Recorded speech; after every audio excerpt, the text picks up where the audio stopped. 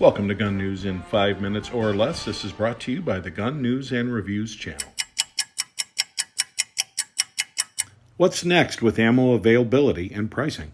So Gun News and Reviews has been paying a lot of attention to the ammunition situation here in 2021. And look at all the things that have gone into affecting ammunition over the course of the past year and a half. Obviously, the pandemic, a lot of social unrest, calls to defund the police, and these things have driven a lot of new firearms owners into the market, as well as your folks that already own firearms that thought this might be a good time to make sure we have some extra ammo. So it doesn't take much to put pressure on the ammunition industry, especially if their plants have been closed or running at limited capacity because of the pandemic. Well, things that have affected this, such as distribution cost, trucking and transportation costs, finding people to staff warehouses, materials costs such as brass, copper, lead, and other metals that are used in the manufacture of most of the ammunition we use are all coming into play here. We see a lot of people in the comment section especially saying it's going to come back down, just wait. And I'm going to make my first assertion, and that is we're not going to see pre-pandemic prices again. If you want to walk into a retailer and you think you're going to pay $10, $11 for a box of 9mm ammunition, my prediction is that this will not be the case point forward. And I'd like to point out, I'm hoping that I'm wrong for all of you folks that are going to watch this and say, you don't know what you're talking about. I hope I don't. But I believe I do.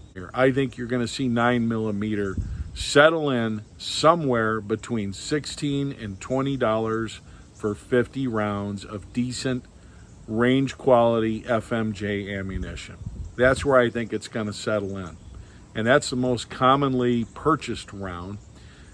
Add to it that people like Walmart, who used to be a huge distribution channel for handgun ammunition, no longer carry handgun ammunition, thanks to their policies and what some would call virtue signaling when it comes to firearms and gun violence. But I do think that we will settle into a new normal where you're going to pay $15 to $20 for a box of 50 rounds at places like Cabela's, Academy Sports, and things like that. It used to be 2 years ago, I could pick up FMJ 115 or 124 grain 9mm ammo for $9 or $10 a box. I just don't think we're going to see that anymore. People claim that they're being gouged at the level of the gun store, and I can't comment on that because what I and what you don't have is the information about how much they purchased it for. If we say, well, the manufacturers are the ones doing the gouging, where's your data on what their costs have been? So they've gone up all the way along the line. You got to pay $15 and up to get somebody to work at McDonald's right now. What do you think a gun store is going to have to pay? Small local gun store or a big box place? Places like Walmart are paying more than that to get employees on board.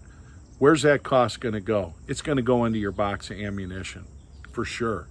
Raw materials, transportation, distribution, labor. These are simple economic facts we can't get away from, and yes, folks are going to continue to shoot. For updates on this and other stories, please like and subscribe Gun News and Reviews.